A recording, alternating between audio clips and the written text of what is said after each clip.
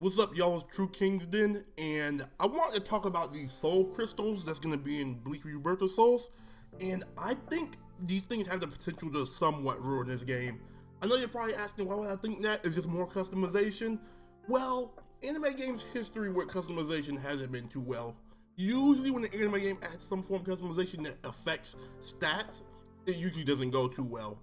And there's another reason. I'm going to use the first one. So there was a game that shouldn't be obscure that is kind of obscure because it kind of flopped. Street Fighter Cross Tekken. That game had gems in it. They didn't have soul crystals, of course. They had the gem system, which were 3 gems you can equip to your team, and they would give you certain buffs once you meet certain conditions. Oh, if you land a 7-hit combo, you might get a 20% damage buff for the next 10 seconds, something like that. Doesn't sound too bad, obviously, but some of the gems were broken, and then also they had gems at different places. So, like if you pre-ordered the game at Walmart versus Best Buy, the Best Buy gems you would get were different than the Walmart gems. So unless you pre-ordered all the versions, you wouldn't get all the gems, which was a terrible idea for balancing, but they also allowed gems in the tournaments. Now the thing about this, when I'm bringing this up with Bleach, I'm not caring about the tournament play. I'm not looking for tournaments or anything like that, but if you're playing ranked, then if gems are allowed in ranked, or soul crystals are allowed in ranked, this can be a problem because from what I understand, the deluxe edition has it has its own set of soul crystals than anything else. So if it has its own set of crystals, I understand they want to have incentive for people to buy it, but just remember, as I'm saying this, all of this is a moot point if it's not in rank. If it's in player match and stuff, and you could have a setting to turn it off, who cares? If it's only offline, who cares? But these soul crystals can really fuck things up, because there's already characters that, at least the way they're talking about some of these characters, is that they already have really high damage, like overwhelming damage, like Head Captain Yamamoto, whatever his name is. You call him Head Captain. Like the Head Captain's freaking damage apparently is overwhelming, the way they talk about him.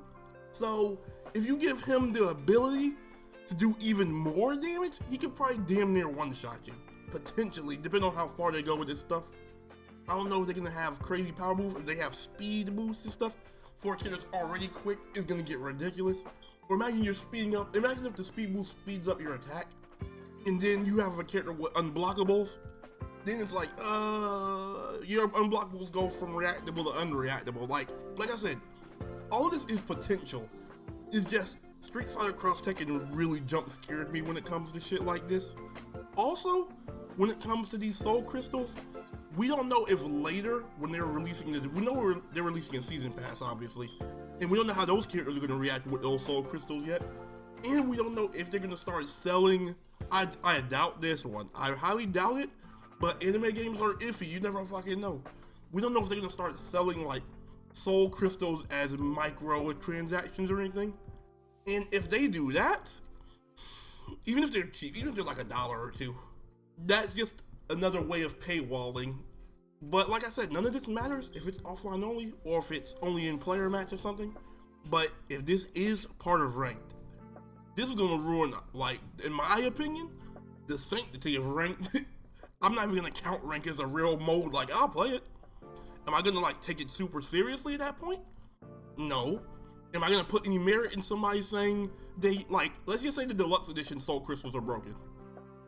Am I gonna put any merit in someone saying that, oh, I got to, whatever it's called, whatever the top rank would be, I got to become head captain. I got the head captain off of fucking soul crystals, or I got the head captain rank by using Ikaku with the DLC friggin' or the deluxe edition soul crystals. Am I gonna take that seriously?